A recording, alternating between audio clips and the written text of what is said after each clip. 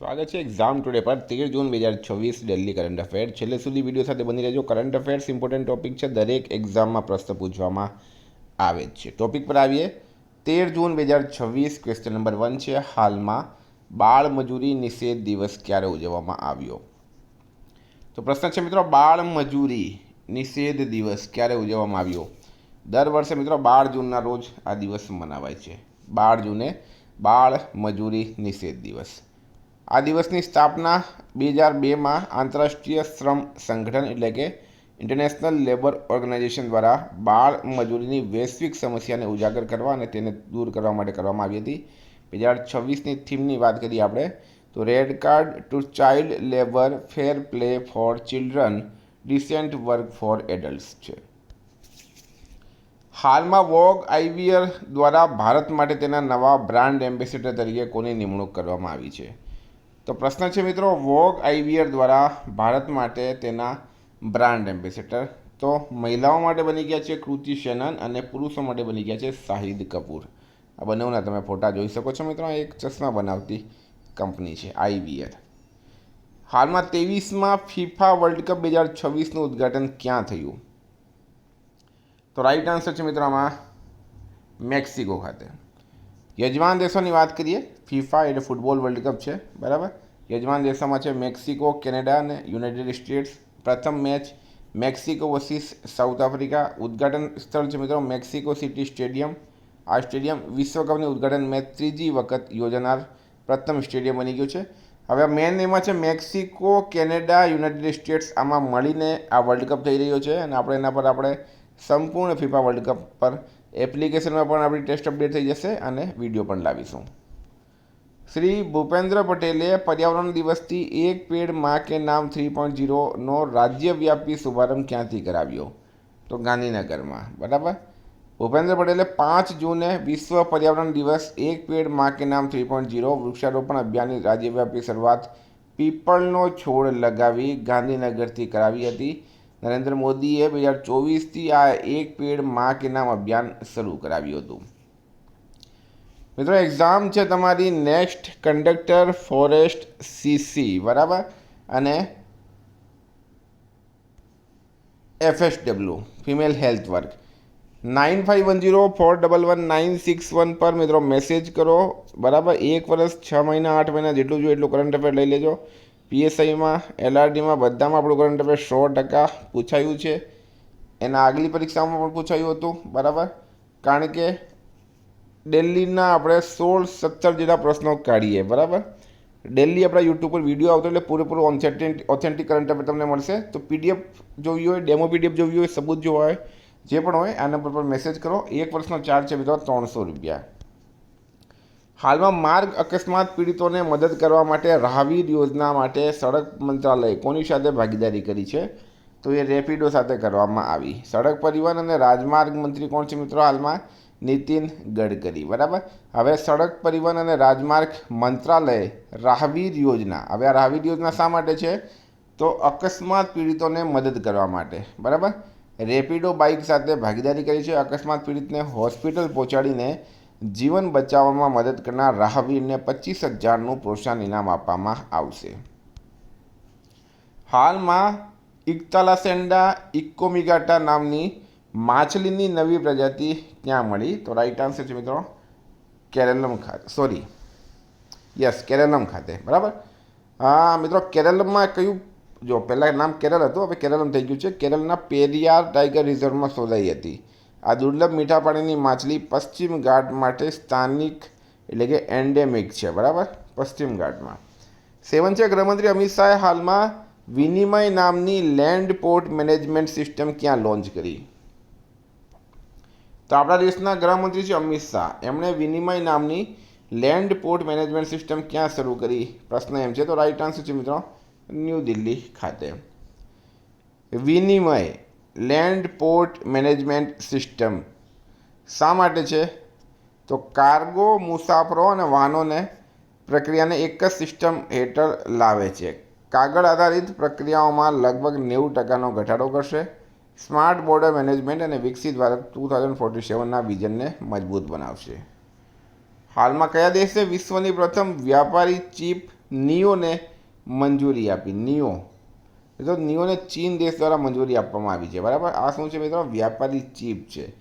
જો વિષયનું નામ, ચીપનું નામ છે નિયો, દેશ છે ચાઇના, વિકાસ કરતા છે ન્યુરેકલ ટેકનોલોજી એન્ડ સિંગુઆ યુનિવર્સિટી. ઉપયોગ મિત્રો લકવા અને સ્પાઇનલ કોડ ઇજાગ્રસ્ત દર્દીઓને હાથની હિલચાલમાં મદદ કરી. વિશેષતા છે નિયોના સેન્સર મગજની સુરક્ષાત્મક પડ ઉપર મૂકવામાં આવે, જેના કારણે તે અન્ય બ્રેન ચિપ્સ કરતાં ઓછી આક્રમક છે. હાલમાં તજની વ્યાપારી ખેતીને પ્રોત્સાહન આપવા માટે 2 દિવસીય આંતરરાષ્ટ્રીય વર્કશોપ શરૂ કરવામાં આવ્યો. ક્યાં કરવામાં આવ્યો? તજ એટલે કે સિનામોન, બરાબર. રાઈટ આન્સર છે મિત્રો ઉત્તરાખંડ ખાતે. સિનામોનની વ્યાપારી ખેતીને પ્રોત્સાહન આપવા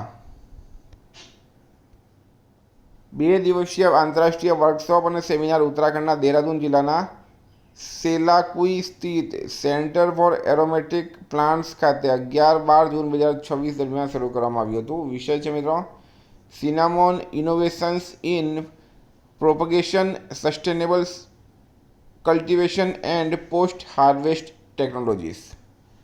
10 હાલમાં ભારતની અંડર-18 પુરુષ હોકી ટીમ કયા દેશને હરાવીને એશિયા કપ 2026નો ખિતાબ જીત્યો? તો રાઈટ આન્સર જાપાન. અંડર-18 પુરુષ ટીમે જાપાનને હરાવ્યું અને જાપાનમાં જ આ ટુર્નામેન્ટ રમાયું હતું.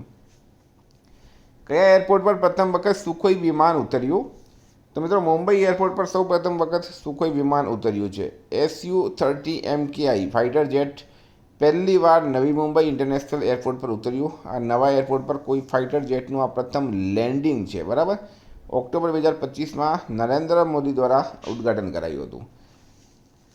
12 નંબર છે હાલમાં 114મું આંતરરાષ્ટ્રીય શ્રમ સંમેલન ક્યાં યોજાયું હતું? 114 આંતરરાષ્ટ્રીય શ્રમ સંમેલન ક્યાં યોજાયું? રાઈટ આન્સર છે મિત્રો જીનીવા ખાતે. એટલે જીનીવા ક્યાં આવેલું છે? સ્વિટ્ઝરલેન્ડનું પાટનગર છે. અહીંયા 114મું આંતરરાષ્ટ્રીય શ્રમ સંમેલન યોજાયું હતું. પૂરી ડિટેલમાં માહિતી આપો મિત્રો તમને. તો ILO એટલે કે ઇન્ટરનેશનલ લેબર ઓર્ગેનાઇઝેશન આ યોજે છે. તો ILOની સ્થાપના 1919માં થઈ હતી. મુખ્ય મથક છે જીનીવા, સ્વિટ્ઝરલેન્ડ. સભ્ય દેશ છે 187. ડાયરેક્ટર જનરલ છે હાલમાં ગિલબર્ટ હોંગબો. નોબેલ પીસ પ્રાઇઝ મળ્યો છે એમને 1969માં. અને યુએનની પ્રથમ વિશિષ્ટ એજન્સી બની હતી 1946માં. 114મું ઇન્ટરનેશનલ લેબર કોન્ફરન્સ LIC એ સ્વિટ્ઝરલેન્ડના જીનેવા ખાતે યોજાયું હતું. આ સંમેલનનું આયોજન ઇન્ટરનેશનલ લેબર ઓર્ગેનાઇઝેશન દ્વારા કરવામાં આવ્યું હતું. ભારતના પ્રતિનિધિ મંડળનું નેતૃત્વ શોભા કરંડલાજે કર્યું. Union minister of state for labour and employment છે. અને ભારતે સમાવેશી વિકાસ, સામાજિક ન્યાય, લિંગ સમાનતા અને શ્રમિક કલ્યાણ પ્રત્યે પોતાની પ્રતિબદ્ધતા વ્યક્ત કરી હતી. 13 છે 10માં ICC મહિલા T20 વર્લ્ડ કપ 2026નું આયોજન કોણ કરશે? તો ઇંગ્લેન્ડ એન્ડ વેલ્સ આ બંને કરશે, બરાબર. આવૃત્તિ છે 10મી. આયોજક છે મિત્રો ઇન્ટરનેશનલ ક્રિકેટ કાઉન્સિલ. ICCની સ્થાપના ક્યારે થઈ હતી? 1909માં. એનું હેડક્વાર્ટર ક્યાં આવેલું છે? દુબઈમાં મિત્રો, દુબઈમાં આવેલું છે. યજમાન દેશ કોણ છે મિત્રો? England and Wales. તારીખ છે 12 જૂનથી 5 જુલાઈ અને કુલ ટીમો છે 12 અને ટોટલ મેચ રમાશે 33. ફાઇનલ રમાશે લંડનમાં. હાલમાં કેન્દ્ર સરકારે નાગાલેન્ડ અને કયા રાજ્ય સાથે ક્રૂડ ઓઇલ અને કુદરતી ગેસના સંશોધન અને ઉત્પાદન માટે કરાર પર હસ્તાક્ષર કર્યા છે? કેન્દ્ર સરકારે નાગાલેન્ડ અને કયા રાજ્ય સાથે ક્રૂડ ઓઇલ અને કુદરતી ગેસના સંશોધન અને ઉત્પાદન માટે કરાર પર હસ્તાક્ષર કર્યા?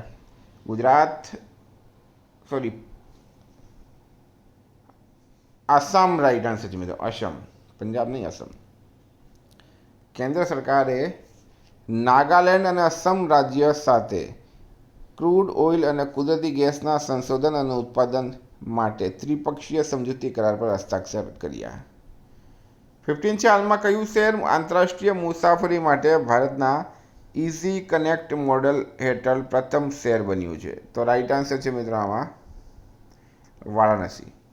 આંતરરાષ્ટ્રીય મુસાફરી માટે ભારતના ઇઝી કનેક્ટ મોડલ હેઠળ પ્રથમ શહેર વારાણસી બન્યો. કેન્દ્રીય નાગરિક ઉડ્ડયન મંત્રી રામમોહન નાયડુએ જાહેરાત કરી છે.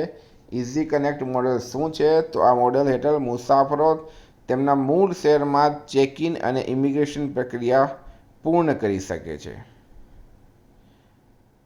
ત્યારબાદ તેઓ દિલ્હી જેવા હબ એરપોર્ટ મારફતે સરળતાથી આંતરરાષ્ટ્રીય ફ્લાઇટમાં જોડાઈ શકે છે. આપેલ ખાસ કરીને ટિયર 2 અને ટિયર 3 શહેરના મુસાફરો માટે આંતરરાષ્ટ્રીય મુસાફરીને વધુ સરળ બનાવે છે. હાલમાં કોને યુએસએમાં 2 પ્રતિષ્ઠિત લશ્કરી પુરસ્કારો મળ્યા?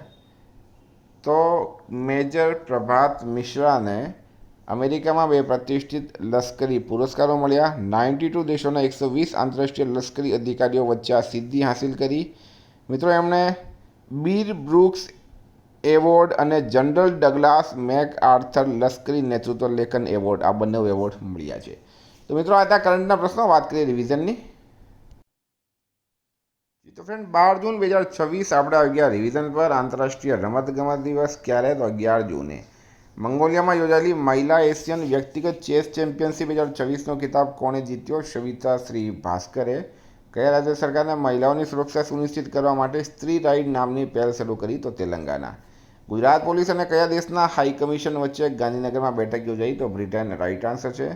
ઇન્દ્રપ્રસ્થ ગેસ લિમિટેડના એમડી બની ગયા છે કુમાર શંકર. હાલમાં કયા રાજ્ય સરકારે સરકારી નોકરીઓ માટે 2 બાળકોનો નિયમ દૂર કર્યો? તો મધ્યપ્રદેશ. ભારતી રાજાનું નિધન થયું છે, તેઓ કોણ હતા? ફિલ્મ નિર્માતા. હાલમાં કોણે અંડર 13 ટેનિસ ખેલાડીઓમાં વિશ્વના નંબર 1 ખેલાડીનું સ્થાન પ્રાપ્ત કર્યું? સૃષ્ટિ કિરણે. કયા દેશના પેકેજ ફૂડ માટે એફએસએસઆઈનો વેગન લોગો ફરજિયાત કરાવ્યો? ભારત. હાલમાં ઈરાને કયા દેશ સામે ઓપરેશન નાસર શરૂ કર્યું? ઇઝરાયલ. કયા રાજ્ય સરકારે સિવિલ સર્વિસીસ પ્રિલિમિનરી પરીક્ષા પાસ કરનાર મહિલાઓને 1 લાખ નાણાકીય સહાય આપશે? બિહાર. ભારતનું પ્રથમ એઆઈ સક્ષમ હાઇપરસ્કેલ ડેટા સેન્ટર ક્યાં સ્થાપિત થશે? ગુજરાતમાં. તમીમ ઇકબાલ કયા દેશના ક્રિકેટ બોર્ડના પ્રમુખ તરીકે ચૂંટાયા? બાંગ્લાદેશ. હાલમાં ભારતના સૌથી લાંબા સમય સુધી સેવા આપનાર ચૂંટાયેલા વડાપ્રધાન બન્યા છે નરેન્દ્ર મોદી. કયા અમેરિકી રાજ્ય દ્વારા ઓપન એઆઈ સામે દાવો કરાયો? ફ્લોરિડા. મિત્રો, ગઈકાલે પ્રશ્ન પૂછાયો, કયા રાજ્યની જીઆઈ ટેગવાળી તેજપુર લીચીનો પ્રથમ કન્સાઇનમેન્ટ દુબઈ અને સિંગાપુરના નિકાસ કરાયો? અસમ. રાઇટ આન્સર હતો. આજનો પ્રશ્ન છે, હાલમાં કયા રાજ્ય સરકારે પ્રોજેક્ટ ગંગા શરૂ કર્યો? એનો જવાબ તમારે કમેન્ટ બોક્સમાં જણાવવાનું. વિદ્યાર્થી મિત્રો, વોટ્સએપ ટેલિગ્રામની લિંક ડિસ્ક્રિપ્શનમાં છે. પીડીએફ માટે 9510411961 પર મેસેજ કરો. Thank you. ફરી મળીશું. જય હિન્દ, જય ભારત.